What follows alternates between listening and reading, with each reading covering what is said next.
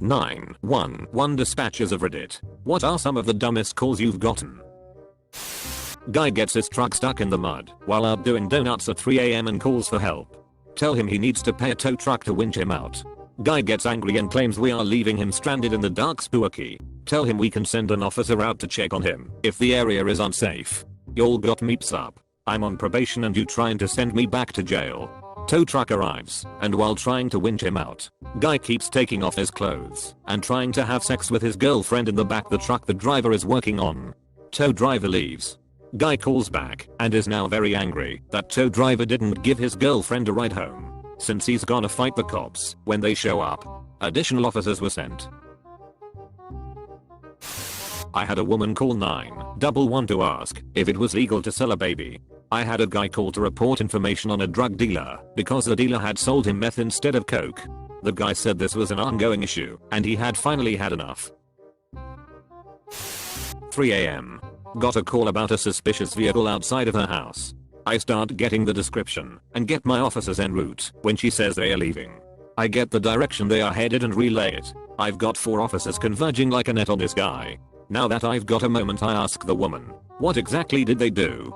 She replies, they just stopped at the stop sign for a moment and then they moved on. Repo companies in the area report their reports to us, just in case the owner decides to try and report the car stolen. I started my shift that day logging several. When one of the owners calls in, we take his info, confirm it matches, and let him know it was reported as repossessed and to contact his finance company. A little while later, he calls 911 again to let us know that he paid it up to date and the address they gave him to pick up the car didn't exist, so he wanted to report it stolen. We again refer him to his finance company. A few hours later, he called 911 again. He checked his onboard GPS signal and saw it listed his car in another city, the next state over. So he had driven there and searched the city, but didn't find it. So it had to be stolen. We again explain it was repoed and to continue speaking with his financial institution. The day carries on, and we eventually get to the end of the shift. As we are wrapping everything up for our shift up before night shift gets in, he calls 911 again. He found the tow yard his car was stored at, but it was closed for the night.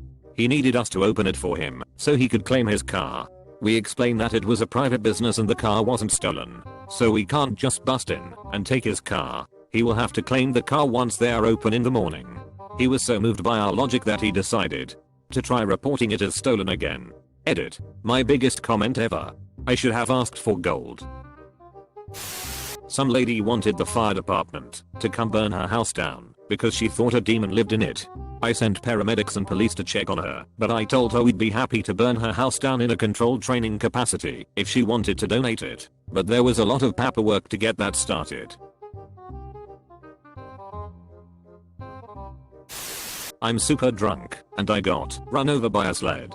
Now in northern Alberta typically this would mean a snowmobile and potentially life-threatening injuries. No. His kid hit his ankle bone with a wooden toboggan. Didn't even have a bruise. Edit. Spelling. My husband used to dispatch before he was old enough to go to the police academy. We lived in a small town, ranked 3rd most dangerous in our state. Lots and lots of drug use. There was a woman who was honestly crazy. I don't know if she had mental problems before the drugs or if the drugs fried her brain, but she was a regular caller. Some of her calls she called and said that she was raped. After coaxing some info out of her she said she knew who did it. It was her stuffed bear. Another time she called to report a break-in because she fell asleep with her blanket wrapped around her, but when she woke up it was bundled at her feet. She called one summer night routinely got over 115 degrees in the summer and said that she had walked 3 miles from her apartment and needed a ride back because she was barefoot and her feet hurt. He asked her where her shoes were and she said she was carrying them. She walked 3 miles and didn't think to put them on. Another call wasn't stupid but still stuck with me. It was a domestic violence call and when he asked what was going on the woman yelled he threw a piping hot chicken pot pie at me. Something about her attention to detail I just thought was funny in an unfunny situation. Middle of night shift. Get a report of a guy trying to ride on a moose. Officer attends. There is indeed a male trying to ride said moose. Male is wearing a high-vis vest and a helmet, which his girlfriend made him put on. For safety reasons, of course. 1 every Thanksgiving you'll always get the person who calls because they don't know how long to cook a turkey. Never fails. 2 every Thanksgiving someone always puts a frozen turkey in a deep fryer, usually in a trailer home, and a fire surprisingly occurs. 3 people who have warrants on themselves love calling to complain and ask to see the police in person for a dispute. They don't seem to remember we look up everyone in the dispute, not just the accused. Yesterday morning was a cold one in my area. Icy conditions on the roads, widespread crashes, all the good stuff. Lady calls in and complains about a suspicious substance on the road that made her car slip. She was driving too fast to see what it was, but insisted that something strange was afoot. Once my dad got a call from the 911 dispatch. At first he was really confused because he didn't call them in the first place. They asked, "Sir, do you have a daughter?" "Yes." "Why?" "Well, she just called and claimed you broke her heart." Apparently my sister got in trouble when she was about 5 or 6 and called 911 claiming my daddy broke my heart. She hung up in embarrassment after the dispatcher began laughing. Edit. I like this formatting better. I've been a dispatcher for about 7 years now in a medium-sized county in Florida. Every year on July 4th and New Year's we get calls about gunshots. Every single time the caller is perfectly convinced they are gunshots and couldn't possibly be fireworks. They'll say they hear automatic weapons, or my personal favorite rapid-fire shotguns. And every single time a deputy goes out to investigate, it turns out to be the unlikely culprit of fireworks. I had one woman call 911 to tell me she found a cell phone on the ground. That's it. Irate elderly male calls 911 while standing in the sheriff's office lobby to report the clerk not being helpful. When I told him that's not something you use a 911 line for, he went apes, going as far as threatening to break into the office and shoot me. He was subsequently arrested. Male was arrested for domestic battery, called 911 from the backseat of the patrol car, and stated he was being unlawfully imprisoned. When I told him the only thing I could do for him was to send him more deputies, he said thanks and hung up. He then proceeded to call 3 more times looking for a different answer. We told the deputies on scene. They took his phone away and added a charge of misuse of 911. Had a woman call in stating she accidentally took too much melatonin. She started getting hysterical when she felt the effects of her overdose. She was getting sleepy. A lady ran over herself with her own car. She called to let us know she was okay. This was fall of 2012. Hope she's up, still doing okay. Edit. Damn, that blew up. For those wondering, this was in CA. The lady was calm, laughed nervously / embarrassed a couple times, absolutely refused any type of response even quiet from the FD, and didn't say how it happened. We took down her info, gave the typical safety admonishment, told her to call back if she needed to. Around 3 AM. Me. County 911. Do you need police, fire, or medical? Caller. Nope. I'm calling to report there is no emergency. Me. Okay, you don't need any assistance? Caller. No sir, everything is good here. Me. Okay, well you called an emergen. Caller. Click. Well I guess I'll go ps myself then. Thanks bud. Too many to count. If I had to pick a favorite I'd have to choose the time a concerned citizen called in an animal stuck in a tree. That a bird. Me. 911 what's your emergency? Caller. There is a horse laying down in a field. Me. Do you believe it is injured? Caller. No, it just normally stands up. Me. Yeah. We will have a deputy go look at it. And yes, the horse was okay. My mom was a dispatcher in Arizona after college back in the 70s and told me a great story about a call she got, or rather a series of calls from an Indian man, Indian, not Native American. I can't recall what the original distress call was about, but after that first call, he started calling back all the time because he thought she had a sexy voice.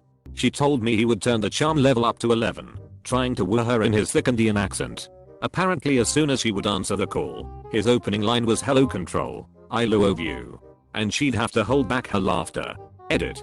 Talked to mom this morning and posted this as a reply below, but I'll paste it here too. Okay, so I talked to her this morning. My recollection was close enough, and she did give me one more story. More twisted, differently funny. So she gets a call from a payphone. Guy is slurring his words, but she makes out something that sounds like "I cut off my penis." So to be safe, She sends out an ambulance to the location of the payphone and relays what she thinks happened. When they arrive on scene, EMT picks up the phone still off the hook and tells her that yes, the dude is sitting in a pile of blood with his cock in hand, separated from his body. EMT just says Yeti cut it off and ends the call to tend to the man's self-inflicted wounds. Turns out he was a depressed veteran who wanted to be a woman and took matters into his own hands. Edit 2. Glad so many people got a kick out of my mom's Indian stud. She's not a redditor, but all your replies had her laughing her ass off this morning. I'm not a 911 dispatcher, but I'm a central station operator. I'm the lady that asks what your password is when your alarm goes off. Been at my job 5 years. My favorite call ever was the second call I made to the house of an old couple. Their alarm had gone off about 30 minutes prior. They weren't sure why the alarm was sounding, so they asked me for the police to be dispatched. On the second call, the wife answered the phone, gave me all the correct information, and then passed the phone to the officer. The alarm was still sounding, but there was another weird beep in the background. We walked the owners through shutting their system off, but this beep was still going off. The officer was getting frustrated, and the home owners weren't sure why the alarm was still sounding, so they wanted me to shut the alarm down. I told him that our system was shut off, and the beeping wasn't from us. The officer then went looking for the sound. He found out it was their alarm clock sounding. I swear I heard him roll his eyes through the phone, and I tried my best not to laugh. He handed the phone back to the older couple, who still had no idea what was going on, but said the officer told them everything was okay. TLDR. Old couple has asked dispatch PD because of strange beeping noise. Officer arrives to find out it was their alarm clock. Edit. I can't spell. Also more details. Got a call from a woman in the wee hours of the morning, clearly drunk and slurring. She says, I want you to send an cipher to my house and tack me to the bar, wait while I get drunk, and then tack me home. Me. Ma'am, I think you are looking for a taxi service.